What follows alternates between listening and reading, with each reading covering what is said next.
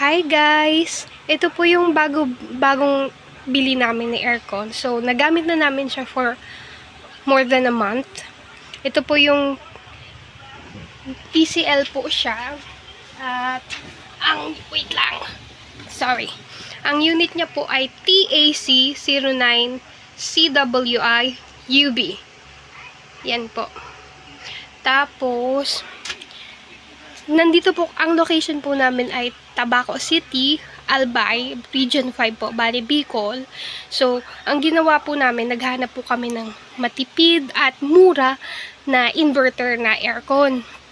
So, naghanap po muna kami dito sa mga mall dito at mga appliance stores, appliance shop. Tapos, ito na po yung pinakamura. So, nabili namin siya actually, hindi kami nakaano dito sa lugar namin. Nahanap namin sa Shopee. Sa TCL store mismo siya ng Shopee. Tapos, dito, may binibentang katulad nito sa isang appliances store. Tapos, ang benta sa kanya is 19 or 20,000. Tapos, ito po, nakuha namin siya sa Shopee store ng TCL for 16,000 lang. 16,000 lang. Free shipping na siya. Tapos, nagusto namin to kasi 1 HP na siya. Tapos, inverter daw. Tinanong ko na po mismo sa store at ang sabi po nila ay inverter siya. So, ayan po. So, gusto rin namin kasing makatipid kahit papaano. So, yan po siya.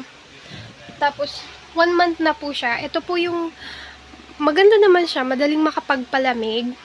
At hindi rin naman po siya masyadong maingay. Ito po yung remote niya. Ito lang yung hindi ko gusto sa kanya kasi walang screen yung remote.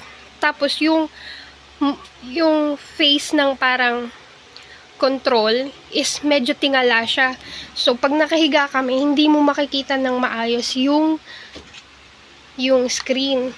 Kung ano yung number or temperature dito, hindi mo makita ng maayos. So, siguro ang maganda nito ay medyo mababa yung pag-install sa kanya kasi pwede naman itaas itong louver, parang window or slats. Yan. So, ang ginagawa namin, pataas lang para hindi naman masakit sa ulo or hindi magkasakit pag laging ginagamit. Tapos, ang setting na ang kanya naman pong mga perks daw ay meron siyang, ito yung pinakamagandang niya daw, parang specification is may eco mode siya. So, pag inon mo siya, pag ginamit mo tong eco mode, bale, nag-set ka ng temperature, kunwari, 23. So, pag na-reach niya na yung 23 degrees, magi-stop na yung compressor niya, pero naka-on yung fan. So, pag mag-stop na siya, pag bumaba ng 1 or 2 degrees, or a little bit more, mga 5 or something, hindi ko kung maalala yung sa manual niya. Basta pag bumaba siya ng a certain degree, saka na naman ulit mabubuhay yung compressor. At papalamigin niya ulit para ma-reach ulit yung naset mong temperature. So, ganon. Ito naman po yung ang usually ang setting lang namin is 28, tapos nag-electric fan pa kami. Kasi maliit lang naman yung room namin, kaya less than 6 square meters lang po yung room namin.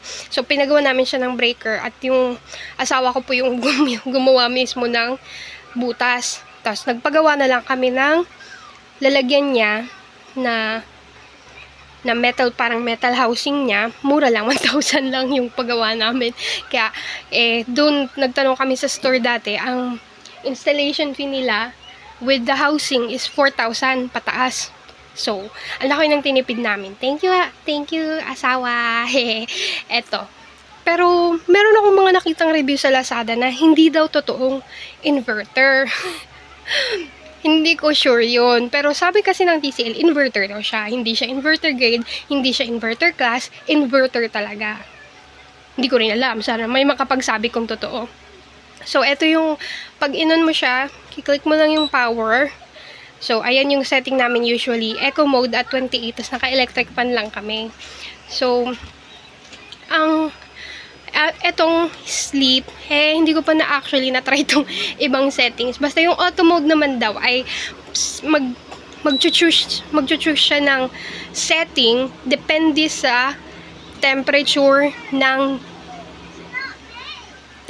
room. So, mag-choose siya sa dry or fan or cool mode depende sa temperature ng room. So, more than 1 month pa lang to sa amin. May 11 namin siya na-install. Tapos ngayon, today is June 12. Actually, 13. Today is June 13. So, ayan. Pwede mo rin naman siyang i-operate sa paghawak-hawak nito. Pindot-pindot ka lang dito. Pwede rin yon. Ito mo nakita namin parang corner. Mura lang yan. Para hindi masyadong kita yung metal. Kasi yung metal is nakapalabas. Tapos, nilagyan na lang namin yan para medyo aesthetic. Pero medyo makalat pa yung room namin. Kaya, hindi ko na ipapakita. Tapos, so, 1 month na. So, ipapakita ko naman yung bill namin. Yung bill namin usually dati is, guys, ito yung bill namin. Mga bill namin. Yung before wala pa kaming aircon. So, ang gamit namin sa bahay is rice cooker, inverter na ref, TV, plancha, ilaw, konting ilaw. Basta usually, before na wala pa kaming aircon, ang bill namin is 1,500 more or less. Tapos, so, ito yung anong panahon?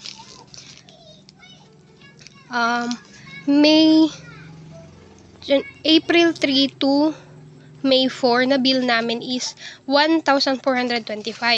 Tapos, bali, nag-on kami ng aircon is May 11. Tapos, ginagamit namin siya ng more than 12 hours a day. Minsan abot ng 20 hours daily.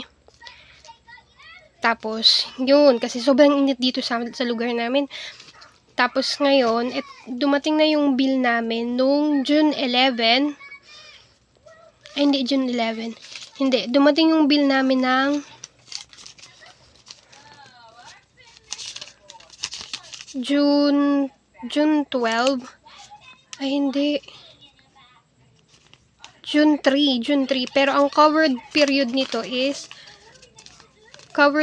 niya ay May 4 to June 3. So, 1 month. Tapos, ito yung bill namin ngayon. Gamit na namin yung aircon. 2,600.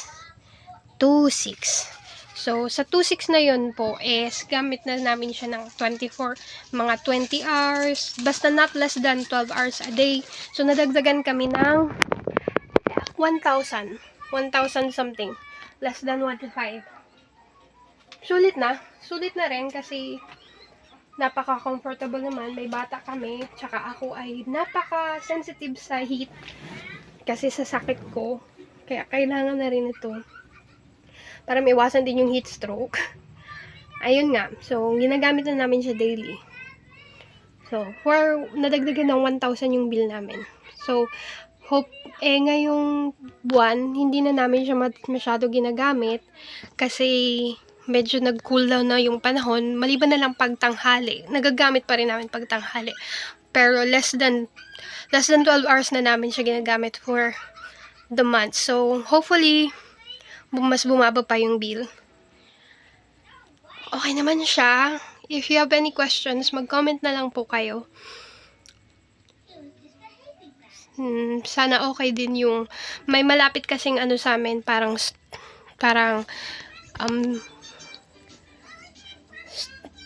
repair shop. In case na covered siya dun sa warranty, dun kami magpapa-repair. Malapit lang dito sa amin. Kaya yun, isa din yun sa factor na pinagbasehan namin para bumili ng TCL. Malapit lang sa amin, like a few minutes away lang. Tsaka nag-home service naman daw sila. Kaya, yun. So, yun lang guys. Tipid-tipid na lang ulit. Kalimutan ko pala na since sa Shopee namin siya binili, wala naman siyang damage, saka on time din yung, hindi nga on time, early siyang na-deliver than the, set na date of delivery. Tapos, kompleto naman siya, walang damages kahit konti. Nagbigay na lang kami ng tip doon sa nag-deliver kasi mabigat nga siya. Tapos, kompleto naman siya, may manual, tapos andito yung warranty. Tapos, nag-request din ako sa Shopee sa TCL store ng receipt. So, matagal din dumating, siguro mga 3 weeks nila bago isinend yung receipt. Electronic receipt lang siya, pero at least meron akong copy. Ayun lang. Bye.